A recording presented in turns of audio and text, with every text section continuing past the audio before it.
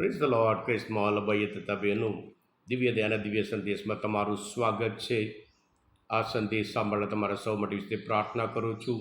મે 4 તારીખ તમારા બાઇબલ લઈ લો, પ્રભુના વચન સાંભળીએ. યોહાનનો ગ્રંથ 14મો અધ્યાય 21થી 26મી કલમ સુધી. ઈસુએ કહ્યું, જે મારી આજ્ઞા માથે ચડાવીને તેનું પાલન કરે છે તેનો જ મારા ઉપરનો પ્રેમ સાચો, અને જે મારા ઉપર પ્રેમ રાખે છે તેના ઉપર મારા પિતા પ્રેમ રાખશે. હું પણ તેના ઉપર પ્રેમ રાખીશ અને તેને મારો સાક્ષાત્કાર કરાવીશ. યાએ ઇસ્કારિયોત નહીં, તેમને પૂછ્યું, પ્રભુ, એવું શું બન્યું છે આપ અમને આપનો સાક્ષાત્કાર કરાવશો પણ જગતને નહીં કરાવો? ઈસુએ તેને જવાબ આપ્યો, કોઈ જો મારા ઉપર પ્રેમ રાખતો હશે તો એ મારા કહ્યા પ્રમાણે ચાલશે, અને મારો પિતા તેના ઉપર પ્રેમ રાખશે, અને અમે એની પાસે આવીશું, તેના ઘરમાં કરીને રહીશું. જે મારા ઉપર પ્રેમ રાખતો નથી તે મારું કહ્યું કરતો નથી. જે વચન તમે સાંભળો છો તે મારા નથી, પણ મને મોકલનાર પિતાના છે.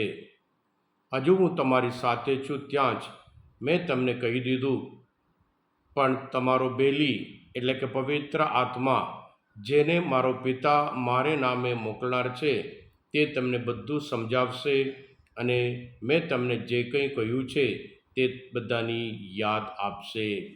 આ પ્રભુની વાણી છે, તે આપણો આધાર છે. ક્રિસ્મોલ ભાઈ બહેનો, આજનો શુભ સંદેશ બહુ અદ્ભુત સંદેશ, પ્રેમ એટલે શું છે એ સમજાવે છે. પ્રેમ શબ્દ અલગ અલગ રીતે લોકો ઉપયોગ કરતા હોય, યુઝ કરતા હોય, મિસયુઝ કરતા હોય છે. ધર્મમાં એનો શબ્દ અલગ, સાહિત્યમાં એનો શબ્દ અલગ, ફિલ્મોમાં એનો શબ્દનો અલગ, અને સોશિયલ મીડિયામાં એનો મિનિંગ અલગ અલગ રીતે વાપરવામાં આવે છે. પણ પ્રભુ આજના શુભ સંદેશ દ્વારા બે પ્રકારના લોકોને આપણી આગળ બતાવ્યા, જે પ્રભુ પ્રેમ રાખે છે તે લોકો, અને જે પ્રભુ પ્રેમ રાખતા નથી આ લોકો. જે પર પ્રેમ રાખે છે તેઓ પ્રભુની આજ્ઞાનું પાલન કરશે. પ્રેમમાં સામાવાળાની ઈચ્છા પ્રમાણે ચાલવું એ મહત્વનું છે.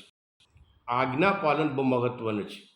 એ સાહિત્ય આપે છે, ભાવો આપે છે, આપણે સામાવાળા ઉપર પ્રેમ રાખીએ છીએ. પ્રભુની આજ્ઞાઓનું પાલન કરીએ અને ત્યારે પિતા પરમેશ્વર તેના ઉપર પ્રેમ રાખશે, અને સાથે સાથે પ્રભુ ઈસુ એવા લોકોને પ્રગટ થશે કે સાક્ષાત્કાર કરાવશે, અને એવા લોકોમાં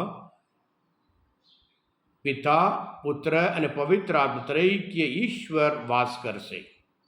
અને સાથે સાથે આવા લોકો જે પ્રભુની આજ્ઞાઓનું પાલન કરે છે, જે પ્રભુ પર પ્રેમ રાખે છે, અને એમને પવિત્ર આત્મા આપવામાં આવશે.